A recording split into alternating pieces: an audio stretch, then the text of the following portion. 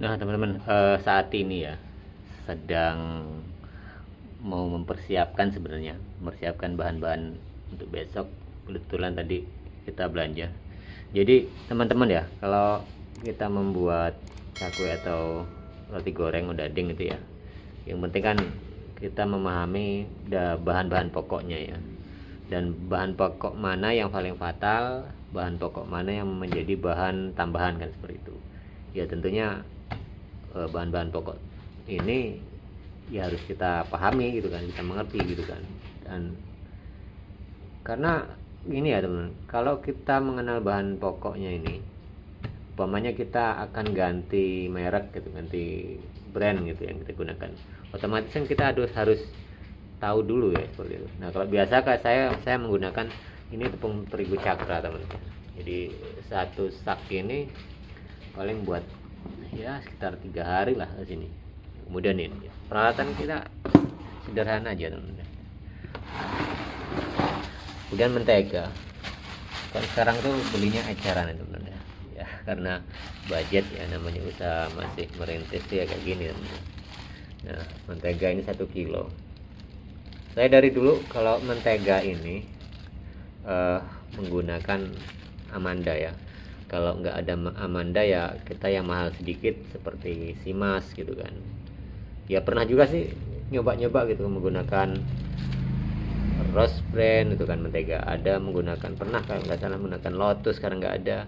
Dan apa ya, Menara kalau nggak salah dulu mentega yang pernah coba-coba gitu kan, karena memang pas kebetulan cari Amanda, kalau nggak Simas nggak ada. Tapi yang pasti saya sendiri kalau ini teman-teman ya, mentega ini saya menggunakan Amanda dulu, itu kan di bawahnya Simas.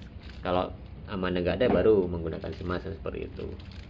Nah teman-teman ya, perlu diketahui juga kalau penggunaan mentega ini kan artinya kan banding satu banding satu gitu ya.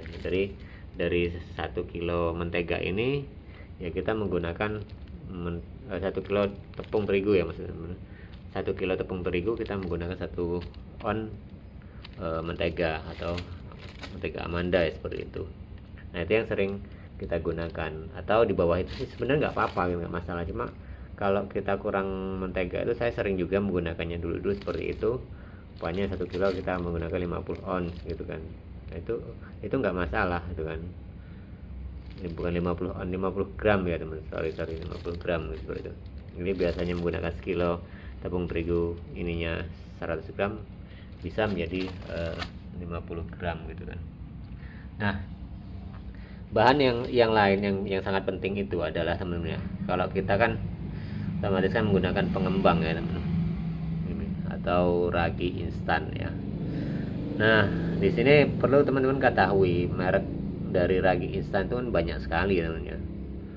Ada Permipan yang paling terkenal di masyarakat itu, ada Sap instan, ada Oke Don, Oke Don apa Oke Zon ya kalau nggak salah, Oke Don apa tuh lupa ya saya. Kemudian banyak merek-merek lain itu, merek-merek baru bermunculan gitu kan. Nah cuma ya yang sering saya pakai gitu kan, kalau dulu saya sering memakai awal-awal usaha itu saya sering memakai pertama itu Permipan karena mahal gitu kan. Terus ganti dulu ada namanya Sap instan dulu murah gitu kan. Nah tidak lama kemudian juga mahal gitu kan. Nah dari Sap instan saya menggunakan ini Muripan gitu kan. Setelah Muripan, karena kalau di Kalimantan itu ada yang lebih murah lagi teman-teman ya, yaitu Angel ya.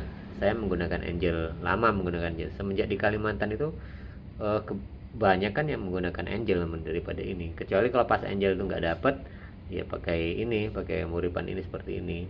Nah perlu teman-teman ketahui semua bahwa untuk membuat kue itu atau roti yang cocok itu adalah ragi instan ya, karena lebih cepat.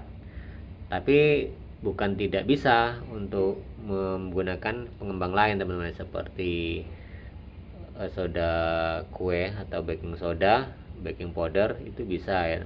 Bahkan untuk membuat odading, cakwe juga bisa teman-teman ya. Cuma dari masa proppingnya, masa waktu ya, tenggang waktunya itu kalau menggunakan soda kue ataupun baking soda itu relatif lebih lama teman-teman dibanding ini gitu kan.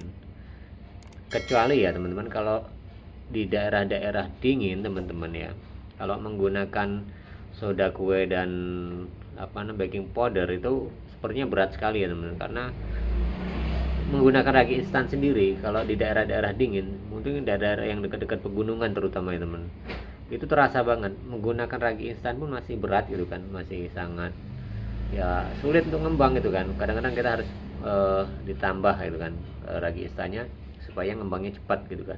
Beda dengan kita yang daerah-daerah yang panas teman-teman ya. Daerah panas pokoknya bikin 5 kilo dengan 1 sendok ragi instan saja, sendok makan ya teman, itu sudah cukup gitu kan, sudah cepat gitu kan. Tapi kalau daerah-daerah dingin itu teman-teman akan sulit untuk ngembang ya, apalagi hanya dengan baking powder atau baking soda gitu teman. Jadi ya intinya kita tetap menggunakan ragi instan ini ya teman.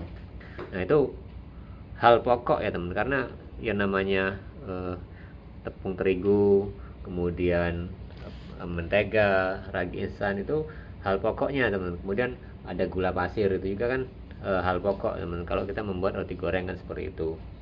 Nah dari ini kan masih ini hal-hal pokok ya teman, dari tepung terigu, kemudian mentega, ragi instan, ini hal pokok yang tidak bisa kita tinggalkan.